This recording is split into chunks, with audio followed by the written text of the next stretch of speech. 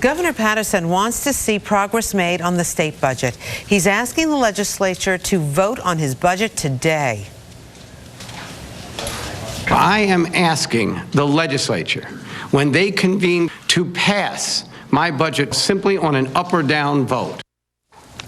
Republican State Senator John Flanagan has his own ideas on how to fix the budget. He joins us from Albany this morning. Senator Flanagan, thank you so much for being here with us. Good morning, Rosanna. Thank you. All right, so let's break it down first with what the governor is saying. He wants legislators to work 5 days a week to get this budget passed. Will you think they do it? I think that's exactly what we should be doing. I don't think we should have left Albany after April 1st. I've always felt that when the budget is not done, that we should be here every day until it's actually done. And what about the governor's plan for furloughing non-essential state employees, basically giving them 1 day off without pay, saving the state about $30 million a week? Well, I think the governor is making strides. He's trying to do different things. He's trying to compel everybody into action. The basic problem we're having is that the Democrats in the Assembly and the Senate are ignoring a law that we passed several years ago. We are supposed to be having budget conference committees, public discussions, negotiations. What the governor is trying to do is essentially say, get it done. He's met his constitutional obligation. We now have to really actually negotiate.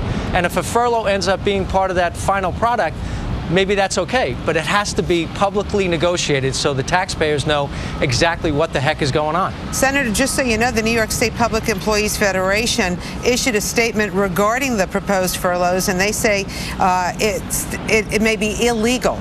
Governor Patterson's proposal to furlough some state employees is illegal. We will take every action necessary to stop the governor's proposal. Where do you stand on that? I would just reiterate again, well, I believe that the smartest thing that we should be doing is negotiating, because all those things, any questions of legality, become a moot point if everybody sits at the table and there's a good faith effort to address what is now arguably close to a $10 billion deficit. There will be cuts, there will be difficult choices, but it should be negotiated by all parties, and frankly, the unions in every sector of the economy, they're going to have to come to the table as well. Senator Flanagan, you do have some ideas on a budget. Give us some of the highlights. Well, we've talked about a lot of different things. The state of New York has to structurally change how we run everything we're doing. One of the issues that I've talked about this year as part of a good faith effort to really help the taxpayers is a statewide pay freeze at all levels for all public employees. The taxpayers in the private sector are hurting, and they have been hurting for a long time. This would be at least a $2 billion plus savings immediately. It wouldn't, and it would help save thousands of jobs across the state of New York, particularly in schools. There are people who loathe the idea, there are people who love it, but I think the public sector has to recognize that the taxpayers, the property taxpayers, are really still having a hard time. This would be a strong step in the right direction. I know it wouldn't be easy, but we have to do mandate relief, we have to do real economic development, and frankly, that's not happening. Senator Flanagan, do you think there's a credibility gap going on? I mean, after the circus that we saw in Albany last year with trying to pass a budget, this year nothing's going on as well. It's the end of April. How do you overcome that credibility gap with your constituents? Well, I try and talk to my constituents, and more importantly, I try and listen to them all the time. But, Rosanna, I think it's very important to differentiate.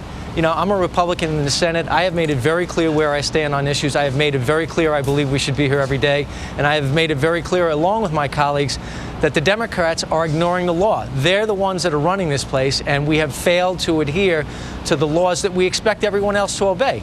So, yes, there is a credibility gap, but I think it's important to differentiate who's doing it right and who's doing it wrong. Senator Flanagan from Long Island, thank you so much for weighing in this morning.